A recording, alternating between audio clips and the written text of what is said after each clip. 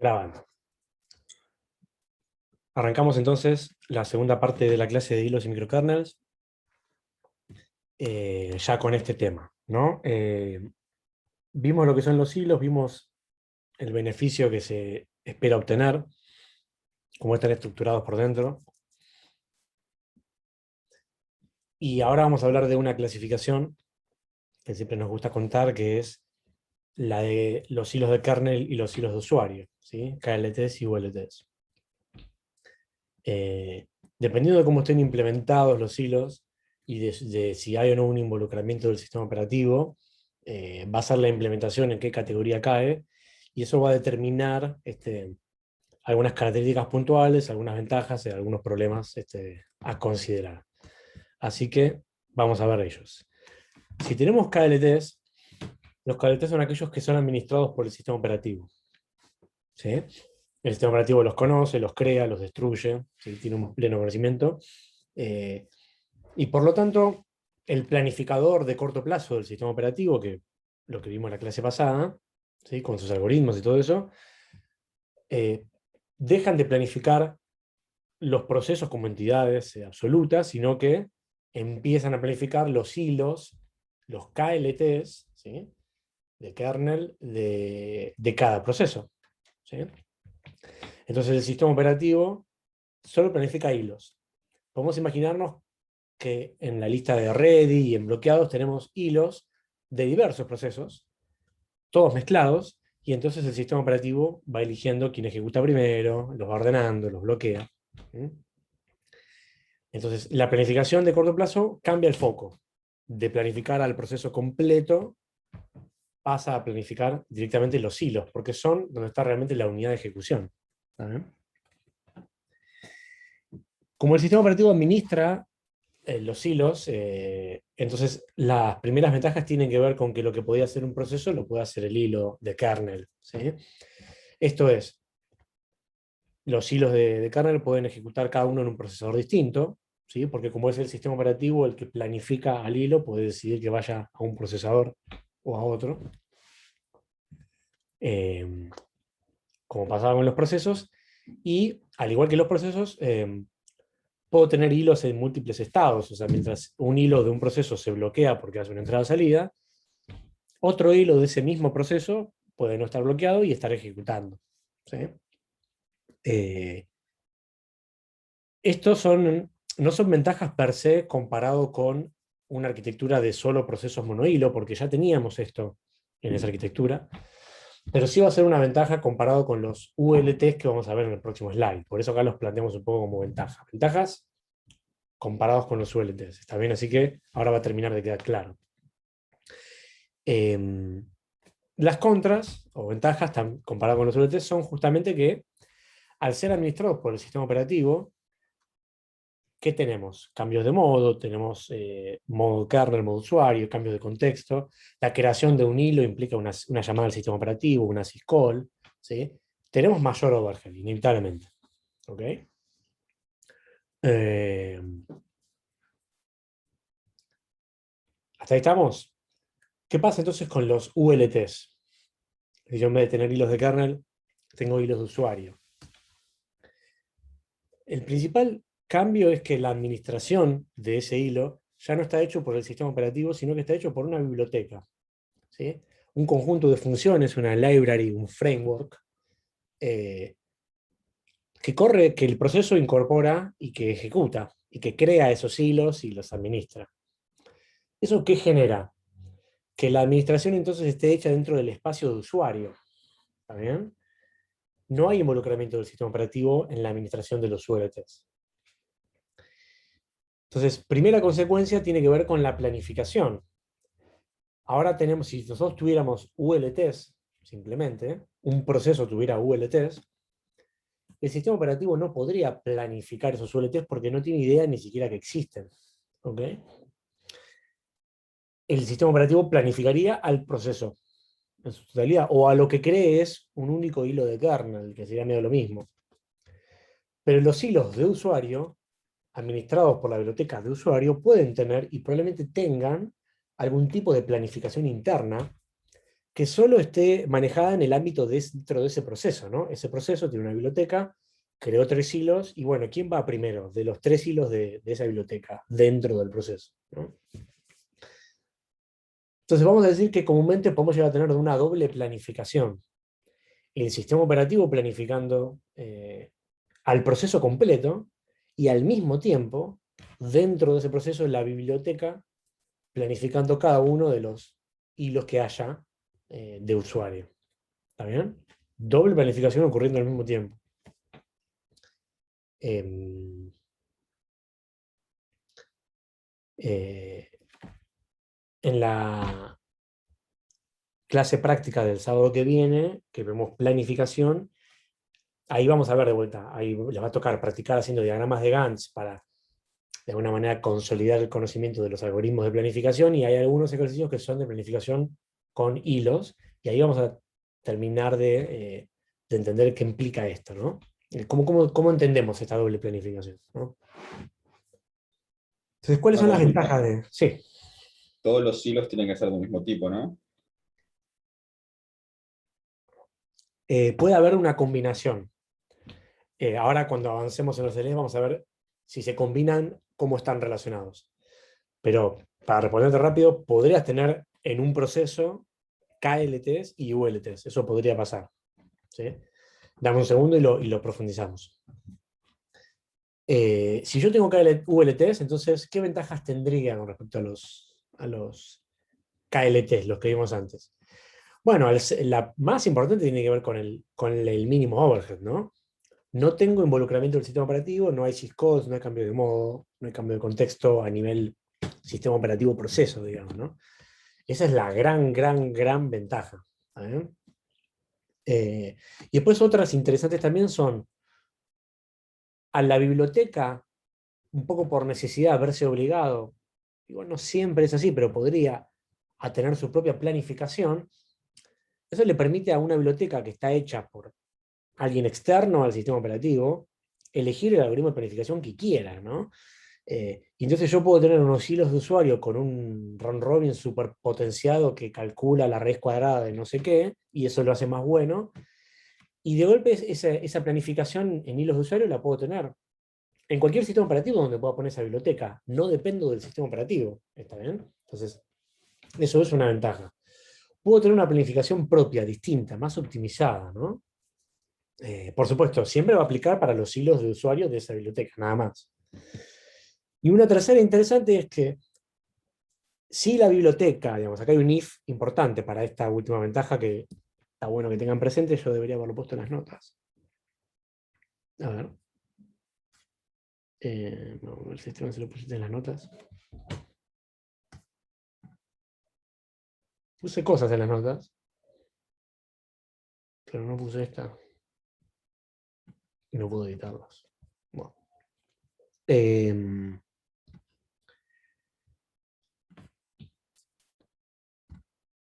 la portabilidad.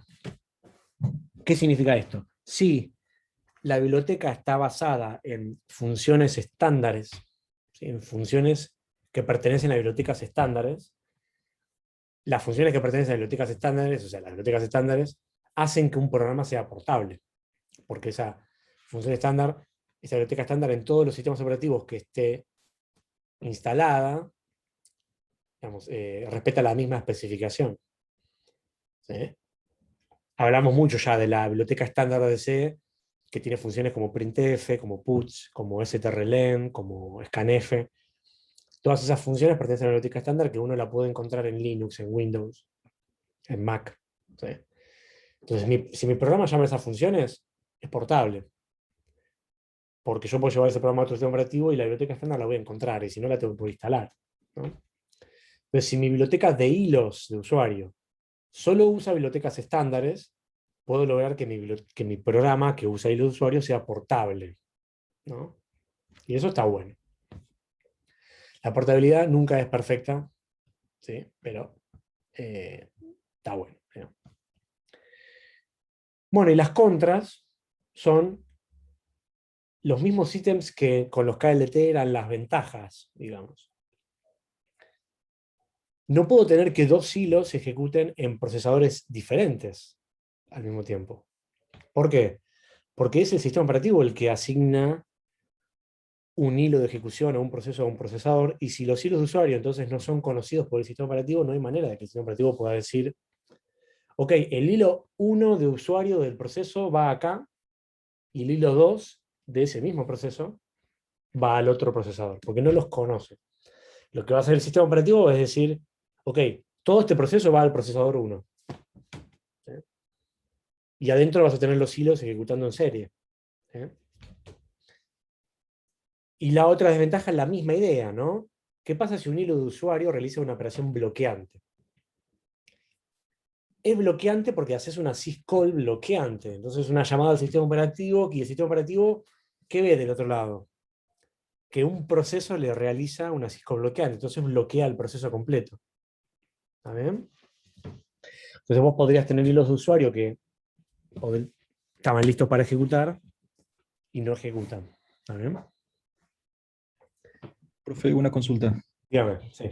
Ahí dijo que cuando el sistema operativo, como no reconoce, digamos, los hilos de usuario de un proceso, manda ese proceso a, bueno, a un procesador, en el caso de que haya un procesador, lo manda ahí para que se ejecute ahí y que los hilos se ejecutan en serie. ¿Se ejecutan en serie o según lo que dice la biblioteca de ese proceso, la biblioteca de hilos? Ambas cosas, no es excluyente lo que dijiste. O sea, en serie en el sentido de que cuando ejecuta uno no ejecuta el otro. Ah, ahí está. Ahora, Está. quién va Listo. primero lo definirá la biblioteca. Ah, genial, sí. O si Entendí uno, como que... claro, claro, sí, sí, no. No es que se alternan de manera equivalente siempre, digamos. Eso lo define el Listo. planificador, sí. Bien. Profe, una consulta. En este tipo que está mostrando ahora, ¿no se podría hacer el ejemplo que mostraste antes por el tema de que es bloqueante? Ponerle cuando estaba esperando que recibiera algún mensaje, eso no era bloqueante. No podría ejecutar el resto, ¿o no? El resto de los hilos. Eh, Vos decís si un hilo hace, por ejemplo, un accept y se queda bloqueado esperando una futura Claro, conexión. sí, como el ejemplo que habíamos visto antes, cuando estaba esperando recibir el cliente. Efectivamente, o sea, al bloquearse, bloquearía todo el proceso. ¿Sí? Así que si usáramos hilos de usuario, la estrategia que pensamos antes no funcionaría, o habría que hacerle algunos tuneos que ahora vamos a ver. Pero así de una tendría problemas. Sí.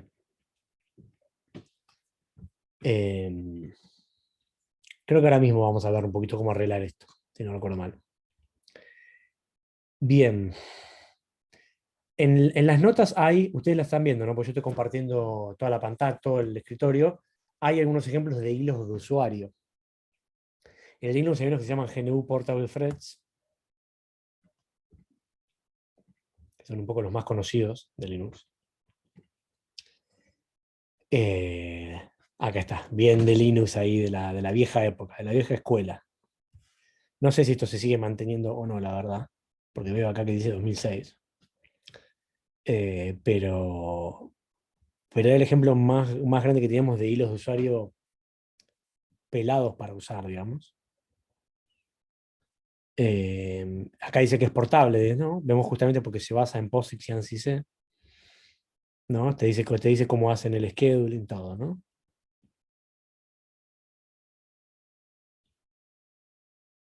¿Dónde está el repositorio?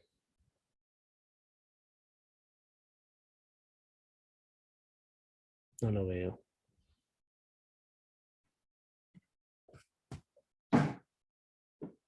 Así que...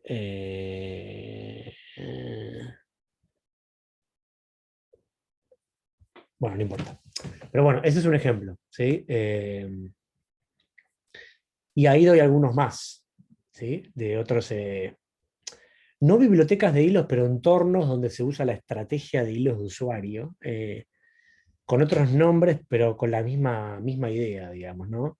Hilos en el navegador Netscape, que era uno muy conocido, hilos en Informix, que es una base de datos de tipo SQL, y Node.js es el ejemplo más, si se quiere, cable a tierra, digamos, sobre una plataforma que se usa muchísimo hoy en día para desarrollar, que tiene por detrás, no de manera explícita, pero yo siempre lo argumento mucho, la idea de manejarse de alguna manera como hilos de usuario, digamos, la forma en la cual manejan los requests y cómo intenta no bloquearse, digamos, eh, bajo la premisa de que al no crear procesos ni hilos de kernel, es más rápido, ¿no? Pero bueno, después profundizamos un poco sobre eso, o otro día, porque por ahí no hay tanto tiempo. Eh, Vamos a esto. Este tema de cuando un hilo se bloquea todo el proceso, cuando un hilo de usuario se bloquea todo el proceso, se puede solventar de una manera, ¿sí?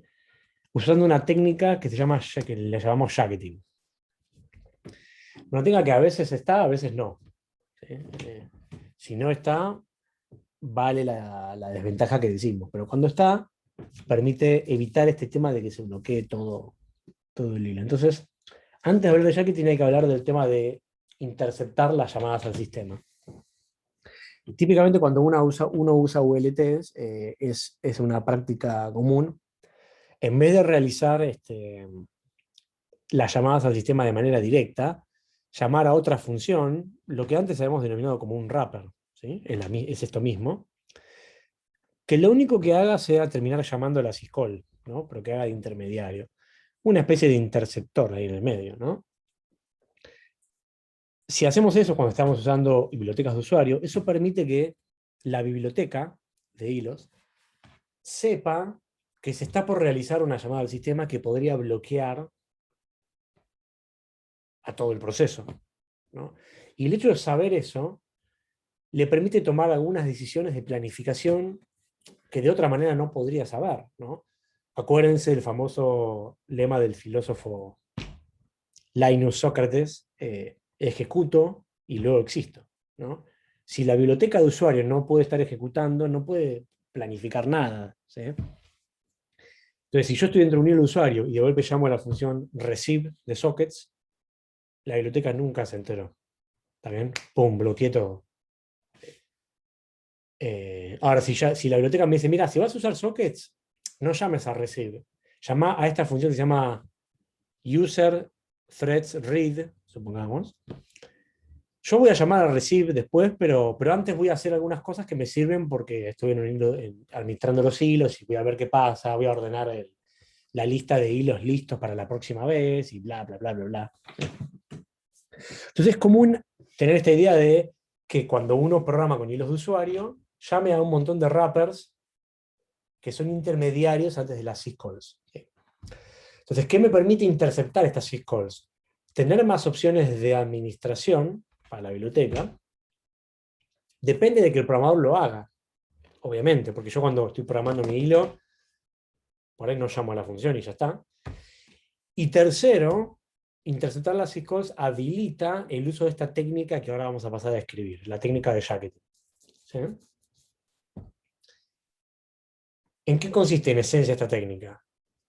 ¿Se acuerdan que cuando vimos las syscalls bloqueantes o no bloqueantes y describimos y llamamos el cuadrito? Yo les dije, las syscalls que conocemos como bloqueantes es porque son por defecto bloqueantes, pero en realidad se puede cambiar eso con una configuración. ¿Sí?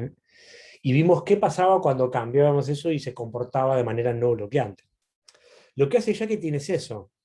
A través de interceptar las syscalls, porque las envuelve con una función previa, antes de realizar la syscall posta, transforma esa operación en no bloqueante. ¿Está bien? Y lo hace ahí adentro, entonces como que en el programa no te das cuenta. La transforma en no bloqueante. ¿Y eso qué permite? Bueno, que el hilo no genere que todo el proceso se bloquee, porque ahora la operación es no bloqueante. ¿Sí? Hasta acá, ¿cómo la ven? ¿Alguna duda? No me quedó tan claro lo de replanificar un futuro, el thread switch. ¿Qué cosa? ¿La de? El primer ítem. Esto, lo de interceptar las syscalls. Sí. Para replanificar un futuro thread switch.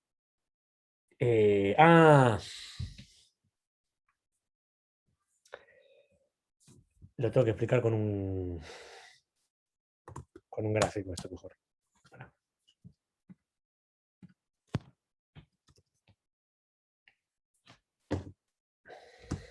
Vamos a ir acá. Un segundo,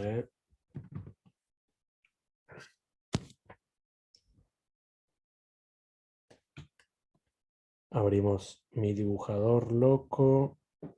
Acá.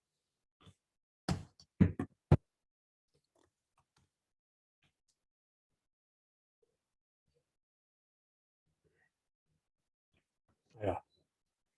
La pantalla se ve, ¿no? Bueno, voy a dibujar acá. Si dibujo acá se ve, a ver, sí.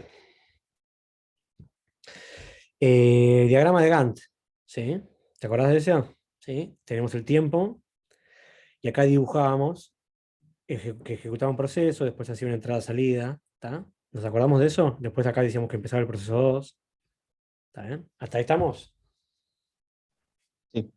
Bien. Vamos a deshacer un poquitito y vamos a decir lo siguiente. Vamos a planificar hilos, ¿sí? Hilo 1 y acá tenemos el hilo 2. ¿Está? Entonces, el hilo 1 usa la CPU hasta que en un momento decide realizar una operación bloqueante, una entrada-salida.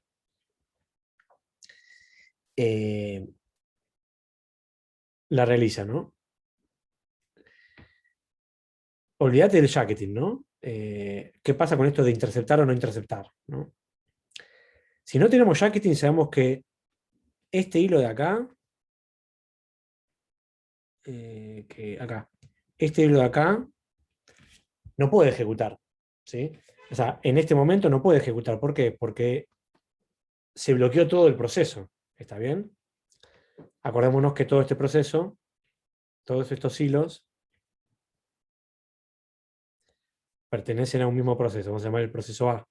¿Está bien? Pues en este momento, acá, el hilo 2 no puede ejecutar. ¿Está? Todo el proceso está bloqueado. Ahora, ¿qué pasa en este momento? O sea, supongamos que también ejecutó otro proceso que no lo dibujamos, no importa. Acá, ¿sí? Si le toca poder ejecutar el proceso A, ¿quién ejecuta a continuación? ¿El hilo 1 o el hilo 2? ¿Sí? Esa decisión la toma el planificador de la biblioteca de hilos de usuario. ¿Está bien? En este ejemplo que estamos viendo es siempre para hilos de usuario. ¿Sí? ULT. ¿Estamos? Entonces, acá viene la pregunta, ¿no? Si en este momento, acá, el hilo 1 hizo una syscall bloqueante directamente, sin que la biblioteca se entere, cuando se desbloquee el proceso, va a continuar el mismo hilo. ¿Sí? ¿Por qué? Porque la biblioteca de usuarios nunca se enteró de que el hilo 1 se bloqueó porque nunca pudo ejecutar. Entonces continúa el mismo hilo. ¿Sí? Si la biblioteca no ejecuta, no puede hacer ninguna planificación. Ahora, si yo en vez de eso llamo a la función hilos read, que es un wrapper que pertenece a la biblioteca de hilos, ¿sí? En este momento, ¿no? Acá. Entonces la biblioteca de hilos está ejecutando. Entonces puede decir, bueno, pará, me voy a bloquear, pero antes de bloquear me voy a acomodar la lista de listos y el TCB para indicar que la próxima vez que continúe la ejecución, continúe el hilo 2. O sea, puede tomar una decisión de planificación. Y entonces ese involucramiento de la biblioteca permite que cuando vuelve pase esto, ejecute el hilo 2.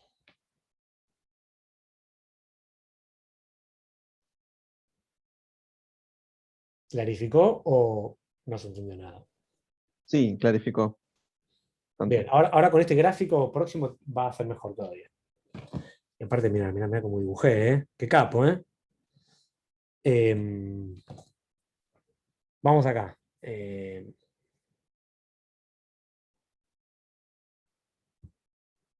Esto es el mismo tema, ¿sí?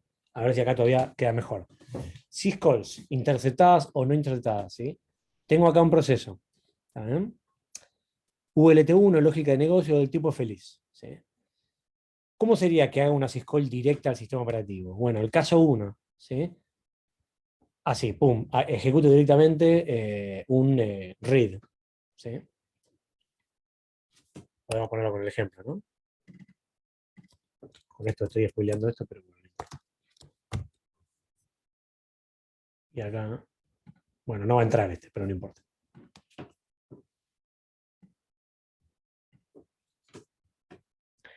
Y el ejemplo 2 sería algo como esto, ¿no? Yo llamo al wrapper en vez de a la syscall read, ¿no? Y el wrapper ya es parte de la función de la biblioteca. Entonces la biblioteca ejecuta, acomoda la planificación, el TCB, hace un montón de cosas que todo lo que puede hacer y después hace lo que yo le pedí, hace la syscall de verdad. Eso es interceptar, ¿sí? Que en esencia es porque llamamos a un wrapper que envuelve la llamada que nosotros queríamos hacer. ¿Estamos? Entonces, ¿qué es lo que quiero dejar en claro acá?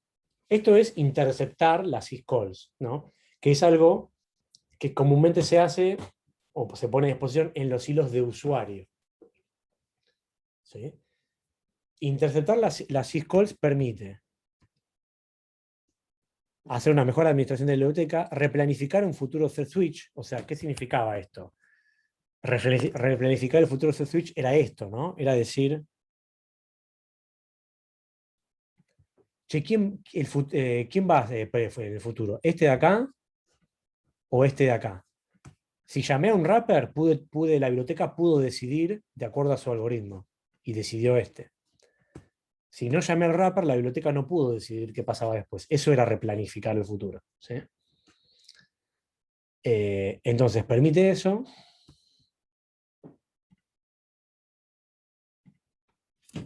Y también permite el bendito jacketing, ¿sí? ¿Por qué? Y porque al interceptar, acá la biblioteca puede agarrar y decir, tengo implementado el jacketing o tengo activado el jacketing, sí. Bueno, entonces agarro la syscall read y le hago el cambio que haya que hacerle para transformarla en no bloqueante. Y realizo la operación de modo no bloqueante. ¿Sí? Y logré, con jacketing, evitar esta contra, la segunda. ¿Sí? Evito esta contra en los hilos de usuario si tengo jacketing. ¿Sí? ¿Dudas?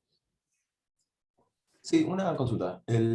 O sea, entiendo que la biblioteca de WT la intercepta y vos haces algo antes que llamar a la syscall propia. Pero ¿cómo es? Para producir el jacketing, ¿vos modificás esa syscall? ¿O cómo es que le decís, ahora no me bloquees el proceso? Em,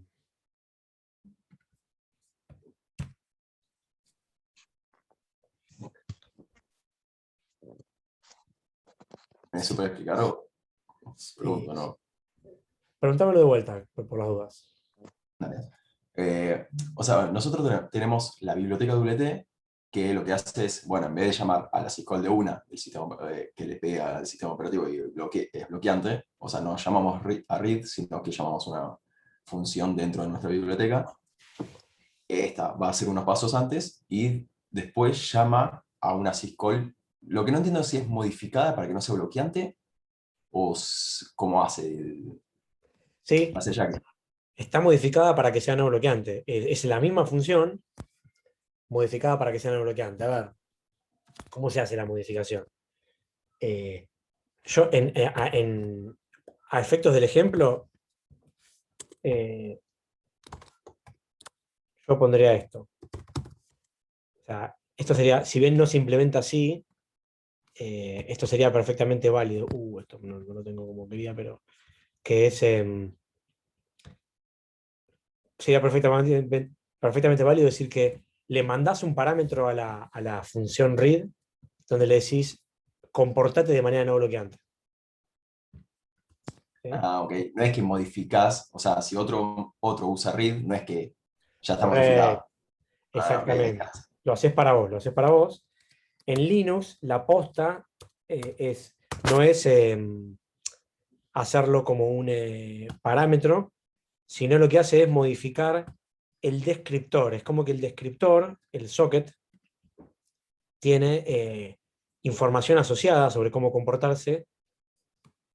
Me quedó medio como el orto esto, pero bueno. Y vos lo modificás al descriptor y le decís, manejate de manera no bloqueante.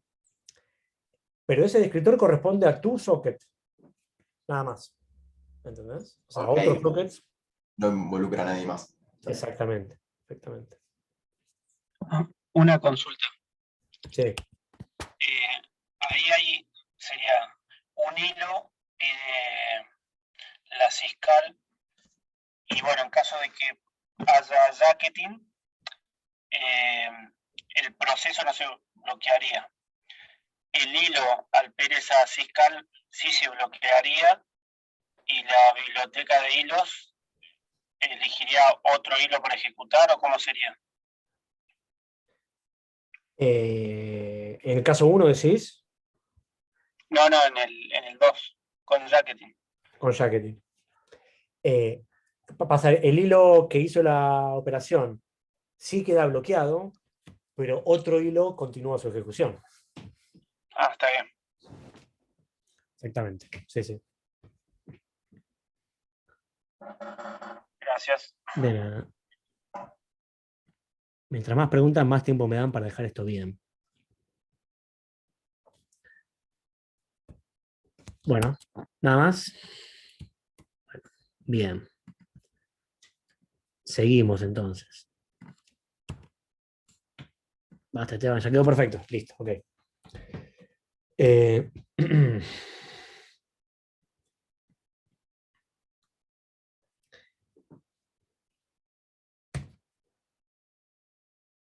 Y acá está la aclaración final, ¿no?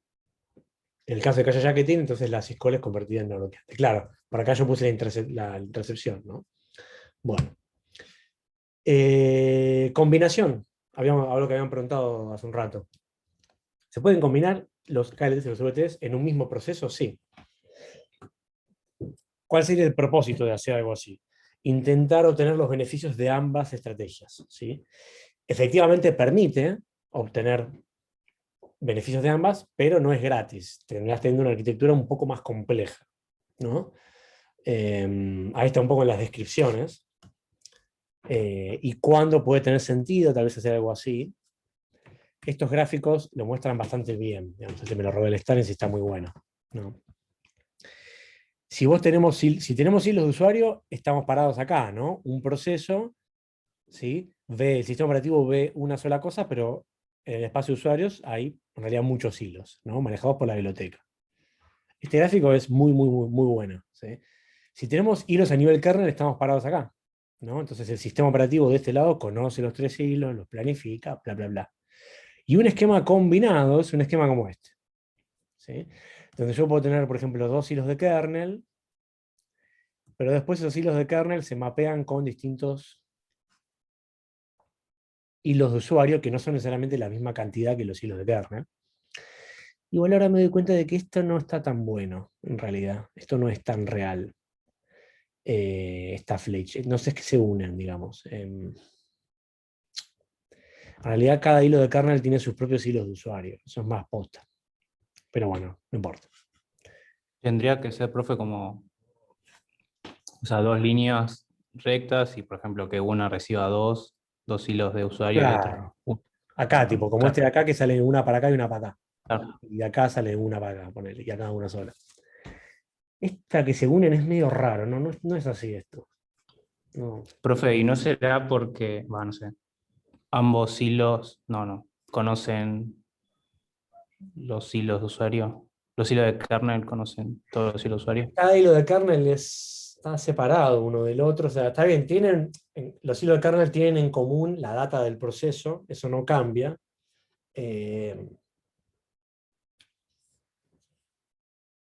Podría ser, no digo que esté mal, no voy a robar el derecho de decir que se equivocó ahí el autor. Pero me Por suena ahí un es poco que, raro. no sé si es lo que dijo el compañero, pero como que, no sé, yo entendería que cada KLT puede usar esos tres procesos no, perdón, hilos ULT. en ULT. Sí, 3 uno, 3 otro. correcto. En realidad, mejor, sí, esa descripción me gusta, pero la voy a dar vuelta. O sea, cada ULT, cada uno de esos tres ULT puede ejecutar en alguno de los dos KLTs. Así me gusta más, porque así ahora me doy cuenta, me recuerdo, se piensa cuando se diseña esto. Porque cada KLT te da como una capacidad de ejecutar en un procesador separado, por ejemplo, de no bloquearte.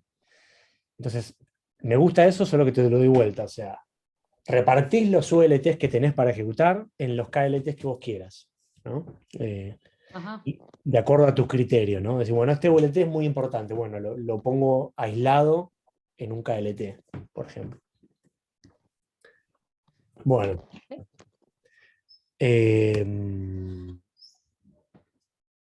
Vamos a ver ahora el ejemplo de código. Y después que nos queda arquitectura de kernel, pero que son 2 slides y listo. Así que, vamos acá. Ustedes ven esto, ¿no? Si yo estoy compartiendo pantalla. Sí, se ve. Bien.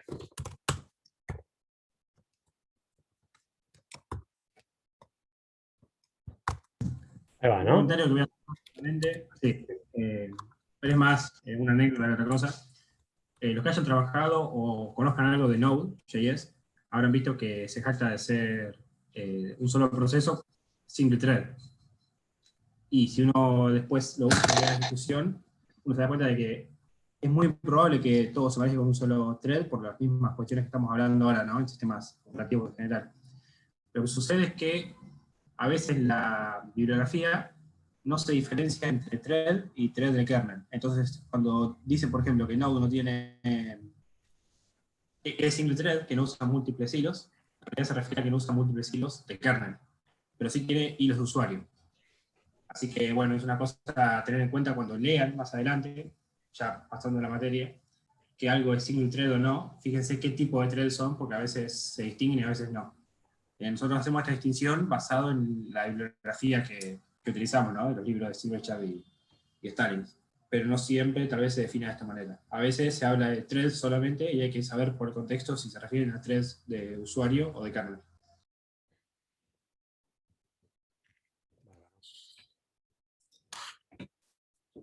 Bueno. Bien.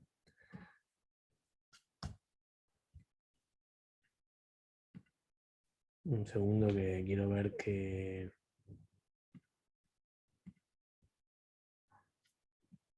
Ahí va, ¿se ve el código? Bueno.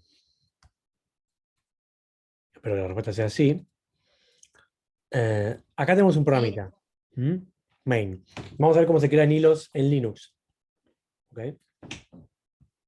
Combinado encima con procesos. Entonces tenemos un programa que empieza a ejecutar como un campeón. Primero crea un proceso nuevo. ¿Sí? Esta llamada ya la conocíamos. O sea que ahora tenemos 2 procesos iguales, ¿no? Acuérdense que fork crea un proceso igual al original. Si soy el hijo hago una cosa, si soy el padre hace otra cosa, y hace lo siguiente. Dice, si soy el hijo voy a imprimir cierta información. Print data es una función que va a imprimir, vamos a darla. Imprime unas variables, en realidad. No variables, imprime su process ID, el process ID del padre, el process ID del hilo, y modifica una variable global y imprime todo eso, ¿no? Entonces en este programa tenemos una variable global definida acá arriba de todo, ¿sí? Que vale 0. Y este programa crea un proceso nuevo y después dice, bueno, si soy el hijo, primero imprimo información mía y después creo 2 hilos. ¿No? Y después hago esto que alguno me lo había mencionado hace un par de clases, que estas funciones de pthread join son para esperar a que el hilo muera, digamos. ¿Mm? En Linux, la biblioteca de hilos a nivel kernel es la biblioteca de hilos pthreads de la P de POSIX, POSIX threads. ¿Sí? Entonces todas las funciones son pthread algo, ¿no? Pthread create, pthread join, etc. Entonces creo 2 hilos y después espero a que finalicen, ¿no? Fíjense cómo es crear un hilo en Linux y en la mayoría de los sistemas es igual. Le mando una estructura que tengo que definir de antemano, donde me van a poner información adentro. Esto no me acuerdo qué era, tal vez algunos parámetros, y la parte más importante acá. ¿Sí? Acá le mando el nombre de una función que yo definí acá en el código. Entonces el hilo va a ejecutar esa función. El comportamiento del hilo va a ser lo que haga esa función. Y cuando termine la función, termina el hilo. ¿Está bien? Es distinta la creación de un hilo a la de un proceso, ¿no? Esa está un poco más clara la cuestión. Nótese que no estoy ejecutando la función, ¿está bien? Porque no hay paréntesis acá. Solo le mando el nombre de la función, como un parámetro. ¿Sí? No sé si sabían, pero en C se puede hacer eso. ¿Sí? Le mandás la dirección de memoria de una función. Desde el bajo nivel sería el equivalente a si le estuviera mandando un bloque de código para ejecutar, digamos, ¿no? Si pensáramos en Smalltalk o algún otro lenguaje más potente. Y el padre imprime su información y no hace nada, ¿no? Porque esto está comentado. Espera a que finalice su hijo. ¿Se acuerdan de esta función? La habíamos visto, waitPid, ¿no? Le digo, che, quiero esperar a que finalice este hijo. Esta es la función que devuelve el exit status, ¿sí? Que lo devuelve acá como valor de retorno y yo no estoy haciendo nada con eso, no lo guardo en ningún lugar, ¿sí? Lo ignoro. ¿Y qué hacen entonces las funciones esta, la función del hilo, que esta que vimos acá? Imprime la información que vimos antes, ¿no? Sus IDs, el ID del hilo, del padre, el valor de una variable, la modifica también. Duerme por 100 segundos y termina. Eso es el hilo. ¿Está bien? Todo esto. ¿Estamos? Sí. Acá me mandé una cagada, porque ¿qué puse acá? Perdón, profe, ¿podría repetir los parámetros del hilo? De la función para crear hilos, decís. Sí, sí, exacto. Una estructura de tipo pthread que tengo que declarar, donde donde esta función me va a completar con la información del hilo que haya sido creado. Entre otras cosas, debería darme el ID de esa función. No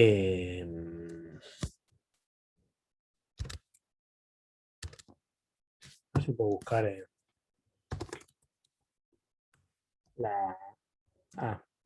hermoso esto. Esto antes no existía. Acá tiene que estar la estructura definida. ¿Dónde está? Funciones. Podés presionar el primero y te redirigía también. Que En el destroy, y ahí te aparecía el create también dentro del destroy. Sí, pero quiero encontrar acá. Thread T. Ah, ¿qué pasó? Me cago. Acá no hay ninguna definición. Pensé que estaba navegando código y solo veo... No es código fuente esto. Acá sí es código fuente.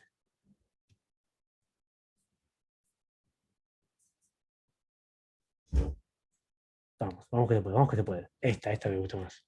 Una Ahí consulta, va. profe. ¿Por qué el ejemplo que estaba mostrando estaba mezclado con un ejemplo de fork?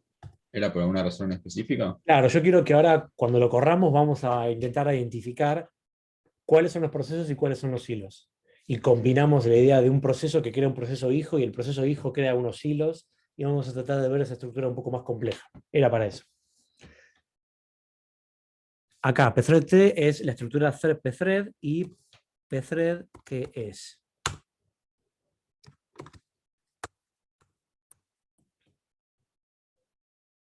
Acá está definida y que acá está, esta es la estructura. Estos son los campos de la estructura, ¿no? Que nosotros típicamente no usamos, pero en algún lugar de acá ven, por ejemplo, hilos que están esperando que este finalice,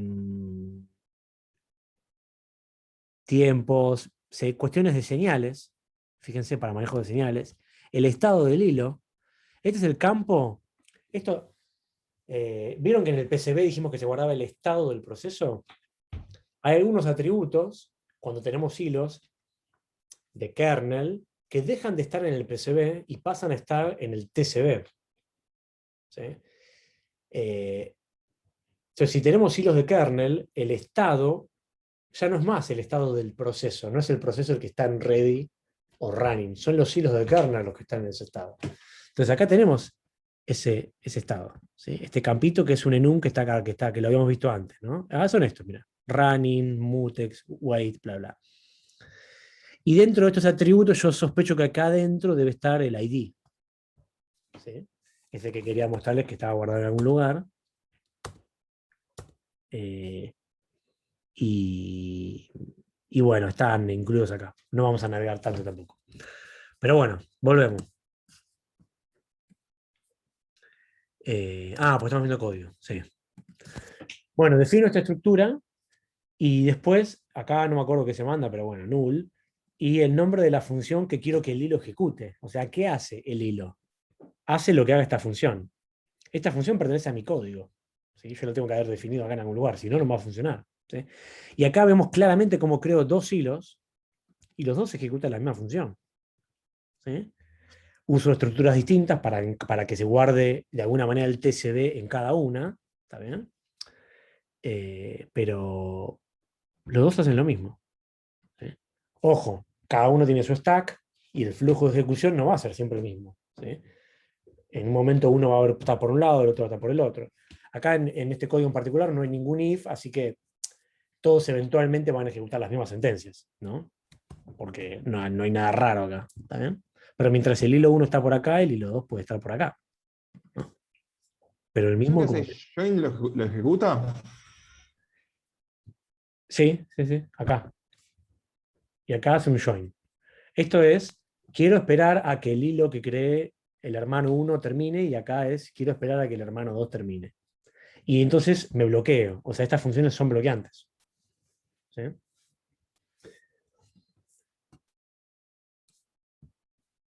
Entonces vamos a tratar de averiguar cuántos hilos y procesos se crean en el sistema, ¿no? Así a simple vista, ¿qué opinan? ¿Cuántos procesos hay en el sistema? Mirando solo esto, ¿no? 2. Arranca uno y después dos. Cuando arranca el Bien. fork, dos. Y dos hilos. Y les pregunto lo siguiente. Tenemos una variable global que vale 0, inicialmente. ¿Está bien? Fíjense. El proceso hijo, la función printData la modifica y le suma 1. ¿Está bien? Fíjense, se llama acá, y después se llama acá y acá. ¿Mm?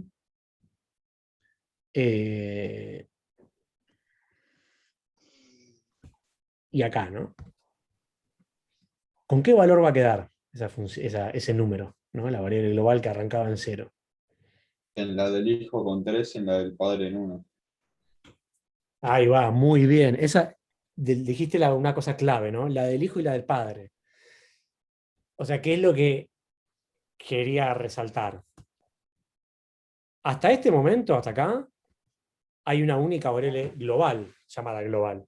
Pero después de este momento, donde tengo un proceso padre y un proceso hijo, ahora tengo dos variables globales. ¿Está bien? Ambas valen 0, porque se hace una copia con el valor que tiene. Pero a partir de ahí, cada una recorre un camino distinto, ¿no? ¿Y con qué valores quedan cada una entonces? Repasemos, a ver si podemos adivinar. El hijo en 3 y el padre en 1. Hasta ahí, hasta donde marcaste, es 0. Entonces baja cuando estás en el if pid igual a 0, o sea que es el hijo, incrementa 1 y después incrementa el otro. No, espera, ¿dónde está? En printData no incrementa. Claro. Y nosotros 2. Correcto. En printData del hijo incrementa 1, el global del hijo. El printData and wait agrega otro, y el printData and wait del otro hijo perdón, de los hilos de un hijo. Esos dos. Y después sale, ese vale 3, por eso es el compañero que vale 3. Y cuando es padre, el padre ese, hasta ahí, cuando dice else if, cuando entra el padre, sí. Hasta ahí era 0, cuando el print data, creo que ahí en print data le agregaba Se 1. modifica, sí, correcto. Sí. Correcto. Vamos ahora entonces a confirmarlo.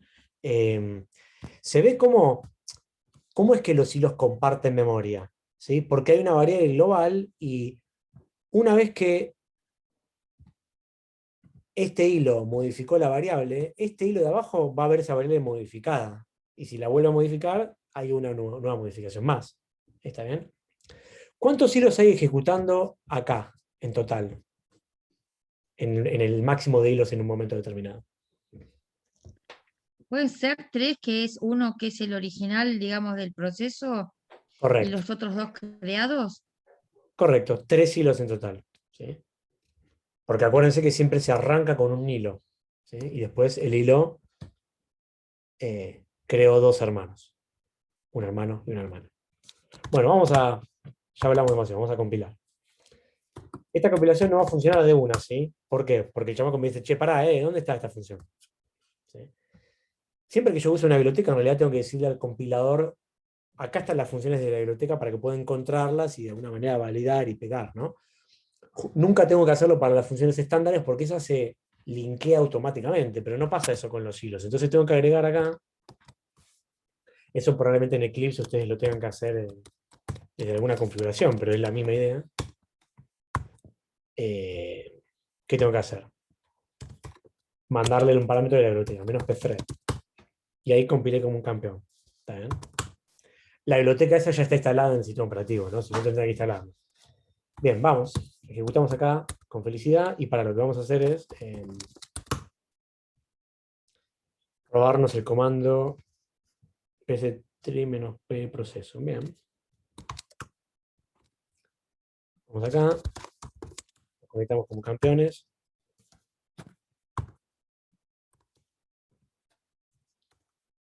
S3-p y le voy a mandar el ID, digamos, en cuestión. Bien.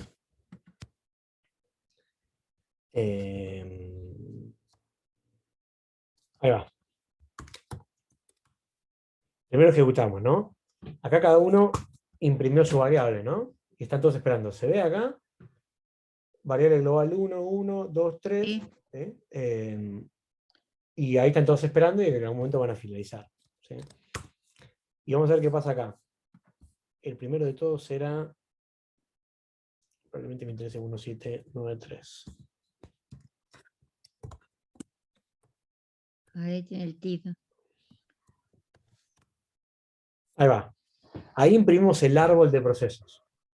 Fíjense, proceso original, proceso hijo, y se ve que los hilos los muestra distinto, ¿no? Los muestra como entre llaves, ¿no? Acá están los 2 hilos creados. ¿Se ve? Y acá vemos incluso los IDs, ¿no?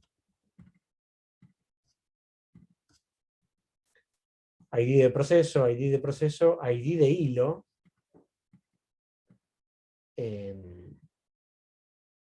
Que el Linux es una cosa medio especial, digamos que también es como si fuera un proceso, pero es un hilo, bueno, un tema implementativo. Nada, ahí lo vemos, ¿no? Y efectivamente la variable que vimos acá, esta era una variable, y esta en realidad era otra, ¿no? Que se modificó 3 veces. ¿Estamos bien? ¿Se entendió? Hacemos un clic menos 9 de un hilo, a ver qué pasa. A ver, 1, 7, 9, 5.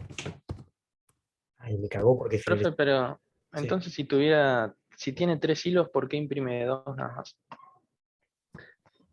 ¿Por qué imprime 2? 2, sí, 2 hilos.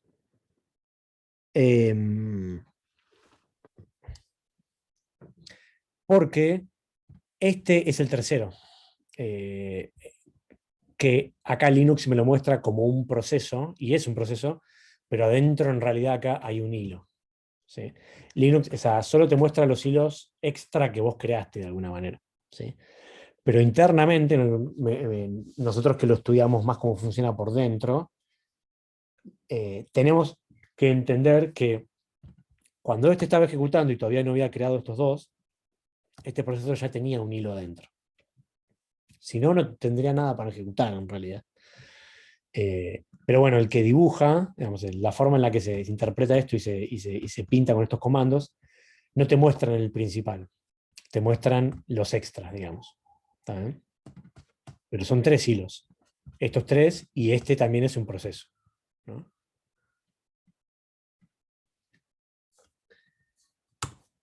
Vamos de vuelta. No se llama... ¿Cómo? 1798.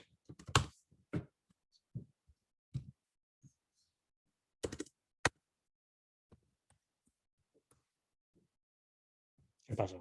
Bueno, nada, maté a uno y... Bueno, se murió todo. Eso parece, ¿no? Así que acá tal vez esa señal en realidad terminó cayéndole a todo el proceso. Y entonces mató a todos los hilos. ¿Mm? Si no recuerdo mal, había una...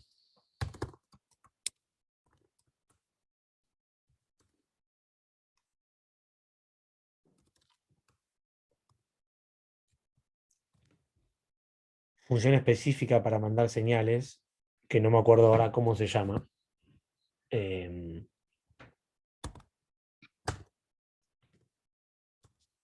va, esta era. O sea, para mandar señales de un hilo a otro tenés que hacer con esta función. ¿Sí? No sé si tenemos un comando para poder lograrlo. Y acá se puede explorar un poquito el sistema de las señales en los hilos específicamente.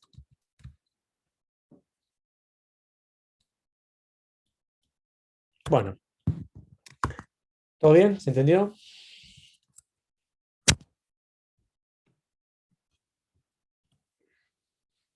Bueno, entonces ya sabemos cómo se crean hilos en Linux. Los ejemplos, como siempre, ya saben, están ahí en el repo de teoría. Bueno, último tema, ya antes de cerrar, cortito. Arquitecturas de kernel. ¿Sí? Oh, qué tema. Cuando se diseña un sistema operativo, el kernel, ¿sí? Como todo sistema complejo, hay varias maneras de organizarlo para que la cosa funcione y sea feliz.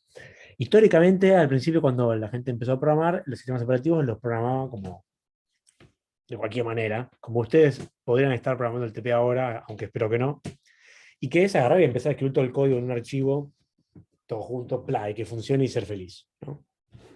A esa idea de un gran bodoque, un gran módulo que hace todo, para un kernel decimos que es la idea de un kernel monolítico, ¿sí?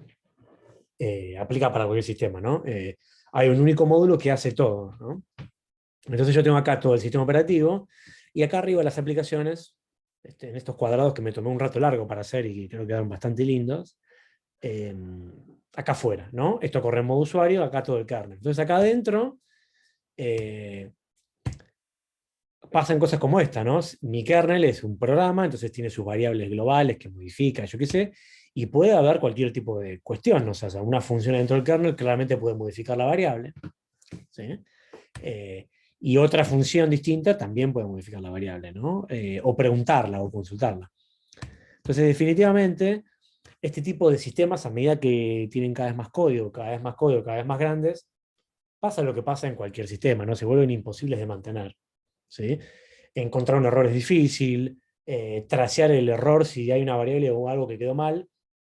¿Quién fue el responsable del código de las funciones que la dejó en un estado inconsistente? Y es difícil de saber porque un gran programa compilado en un lenguaje procedural como C, cualquier función puede acceder a una variable global, ¿no?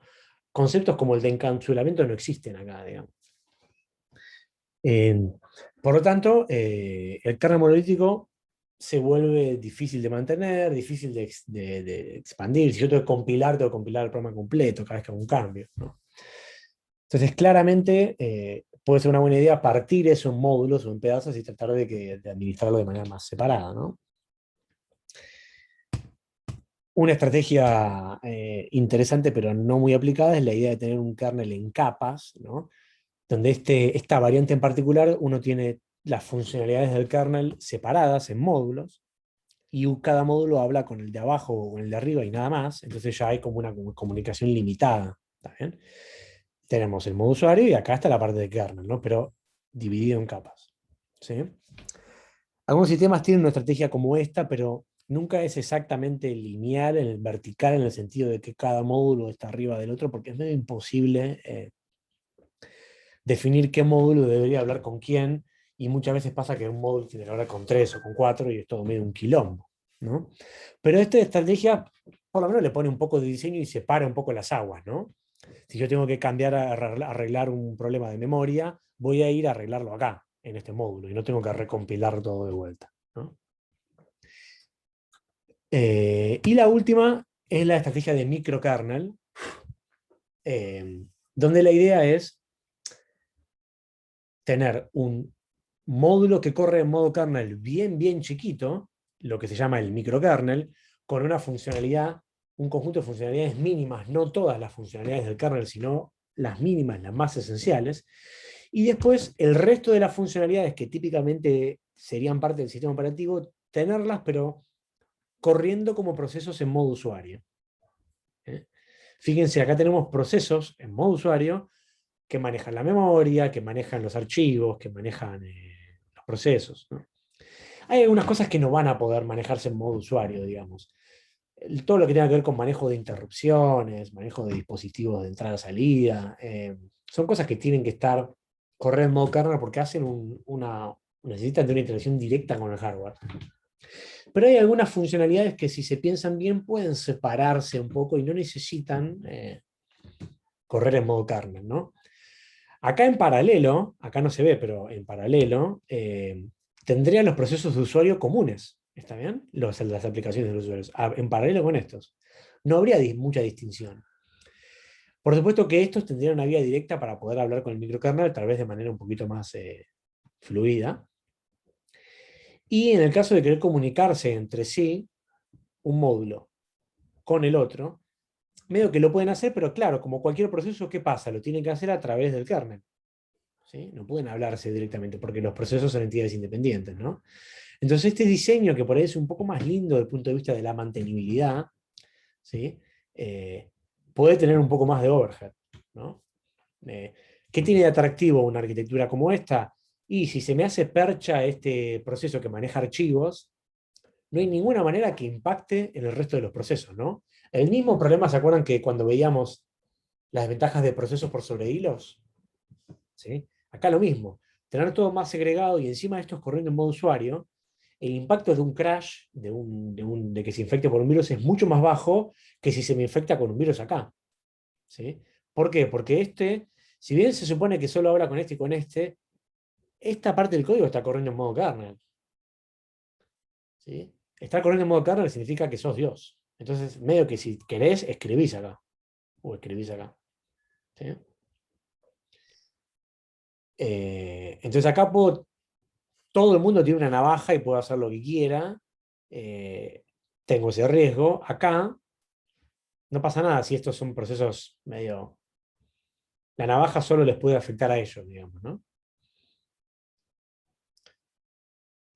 ¿Se entiende más o menos? ¿Sí? ¿Qué podría tener de punto a favor el esquema del kernel monolítico? ¿Qué opinan? La gran ventaja. Mayor fluidez de información. Y por lo tanto mayor eficiencia, ¿no? Performance. Al tener todo pegado, lo mismo que con los hilos, ¿no? No hay ningún tipo de overhead a la hora de comunicarse entre funciones. Esta puede ser la función de memoria, esta puede ser la función de procesos, y una llama a la otra, fin de la historia. Acá tengo En el que... kernel no tenés que todos te van a estar haciendo system calls, no vas a tener un kernel saturado. ¿En cuál caso decís? En el microkernel. Sí, Todos van a tener que interactuar por system calls, absolutamente todos. Exactamente. Tenés mucho más overhead, porque tenés un Ahora, proceso de mensajería alto. Sí. Claro. Sí. ¿En Linux qué se usa? Pues viste que tenés como los módulos que vas Sí. inyectando Sí. en el kernel. A ver, ¿Qué se usa? tanto Linux como Windows son, en el sentido más académico de la palabra, sistemas monolíticos. ¿Sí? Porque así arrancaron, porque tienen que ser eficientes y bla, bla, bla. Adentro, obviamente, están bastante bien programados. Pero desde el punto de vista un poco más, cuando pones un poco la lupa, no son 100% monolíticos, sino que están divididos un poco en módulos, donde unos hablan con otros, aunque no de manera 100% vertical, ¿está bien? Pero los módulos corren en modo kernel. Y sistemas como Linux tienen la particularidad, tienen un diseño muy bueno en el sentido de que... Un segundo, me voy acá.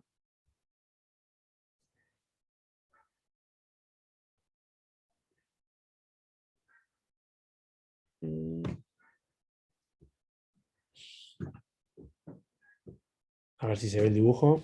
Sí. Y lo que hace es...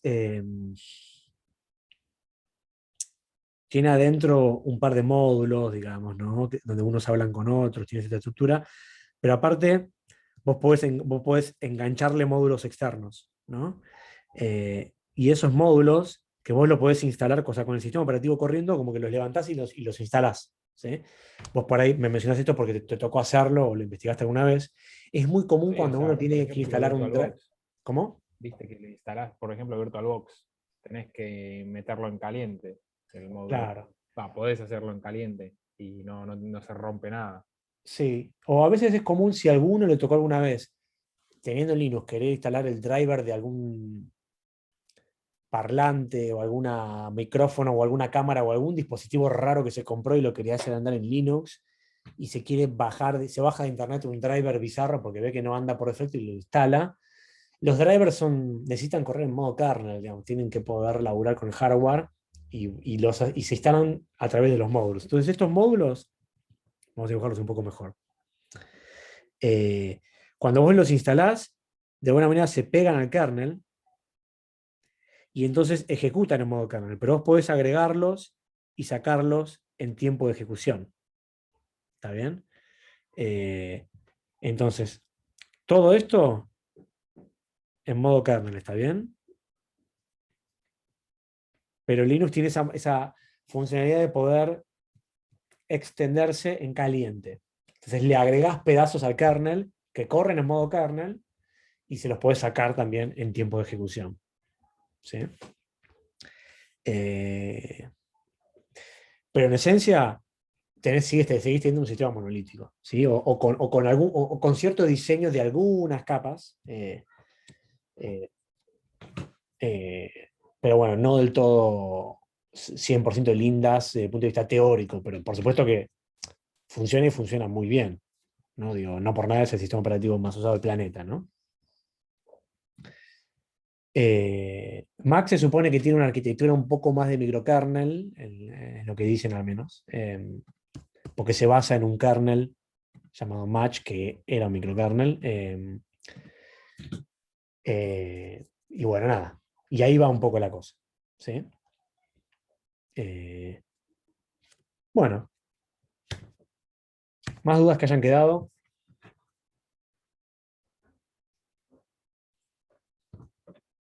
Nada por aquí, nada por allá. En el chat, nada. Parece que nada. Bueno. Yo tengo una pregunta. Dime. ¿Para qué es ese hilo que tiene por default el proceso multihilo, el que nombró que tiene uno, siempre tiene uno? ¿Por qué está? ¿Para qué está? Porque en realidad, cuando vos iniciás un proceso, el proceso va a hacer algo por defecto. Entonces, tu código se ejecuta en el primer hilo que se crea automáticamente. Si vos tenés una arquitectura que soporta hilos de kernel, como le pasa a Linux y a Windows y a otros, para que todo sea coherente arrancás con un hilo, si no, ¿qué tenés antes? Digamos, no estás ejecutando nada. Entonces, es simplemente eso, digamos. Se arranca con un hilo y vos podés crear más, digamos, ¿no? No sé si esto responde a la Claro. pregunta, si no decimos. Eso es en todo proceso multihilo. Sí, sistemas operativos que acepten hilos a nivel kernel. Ah. si vos tenés un sistema operativo que no acepta KLTs, podés tener hilos de usuario. ¿Está bien? Te bajás una biblioteca, la instalás, el sistema operativo ve un solo proceso, se imagina que tiene un solo KLT siempre, digamos, y adentro haces la gestión con hilos de usuario. Y tenés varios hilos de usuario si querés. Así que bueno. Bárbaro. Profe, le hago ¿Alguna una otra? consulta. Sí. Con respecto al diagrama de estados que vimos en las clases anteriores, que empieza un proceso, pasa por running y todo ese diagrama. Sí. Ahora que ponemos hilos, o sea, ¿sigue cumpliendo todo el mismo recorrido? Entra un proceso, crea hilos, esos hilos cuentan como procesos que van a new, y bueno, así van dando toda la vuelta. Cuando dijiste entra proceso, no puedo evitar pensar en entra cuchillos, salen las tripas. Pero bueno, nada que ver. Si vos tenés KLTs, todo ese diagrama que viste para un sistema operativo, ahora se usa con KLTs en vez de con procesos. Y los KLTs van pasando de estados, exactamente así. Pero si vos tenés ULTs, tenés un doble diagrama de estado. Tenés dos diagramas de estados. El diagrama de estados de los procesos del sistema operativo, que se cumple para los procesos, y dentro de cada proceso, si hay hilos de usuario, hay un pequeño diagrama ahí adentro para esos hilos de usuario, que tal vez no tiene los mismos estados, tal vez tiene menos variedad de estados, tal vez tiene 3 estados, yo qué sé, bloqueado, listo y running, no sé. ¿Sí? Así que con los hilos de usuario tenés doble planificación y doble diagrama de estados también. Entonces, cuando tenemos procesos multi-hilos, todo eso se transforma en hilos, digamos. Claro, pero depende, de vuelta, depende si son hilos a nivel kernel o a nivel usuario. Sí. O sea, Y si tiene o no tiene jacking. ¿No? en realidad eso te va a influir en si se te bloqueó el proceso completo o solo el hilo de usuario. Pero alguien se va a Claro. bloquear igual. Sí. Profe, entonces todos los procesos serían KLT. Digo, si hay dos procesos, hay dos KLTs. O no sería así.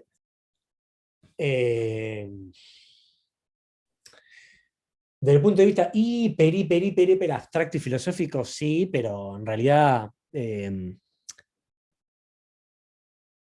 un proceso, un sistema como Unix, por ejemplo, no Linux, Unix, que no soporta hilos de kernel, podría decir, bueno, es como si tuvieran siempre un KLT, sí, digamos.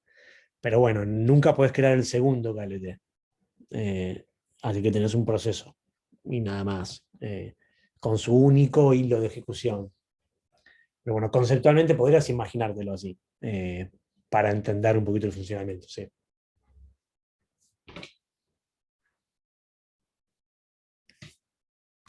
Vamos, ¿qué más? Entonces, hablando ese de Unix, que dijiste que hay un solo KLT, entonces no hay multiprocesamiento, ¿o sí? Si tenés muchos procesadores, ¿cómo que no? Cada proceso puede ir a una CPU distinta. Pero en Unix, como hay un solo KLT, o cada procesador tenía un KLT asignado, por así decirlo. Cada KLT pertenecería a un proceso distinto. Por lo tanto, cada proceso puede ir a una CPU distinta. Porque eso siempre fue así. Cada proceso puede estar en una CPU distinta. Lo que no sería es si tuvieras VLTs ahí adentro. Pero Unix tiene multiprocesamiento si tiene muchas CPUs, porque cada proceso puede ir a una CPU distinta. Lo que nunca vas a tener es hilos pudiendo ir a CPUs distintas en Unix. ¿Está bien? Mientras que Linux, sí, los KLTs pueden ir a CPUs distintas.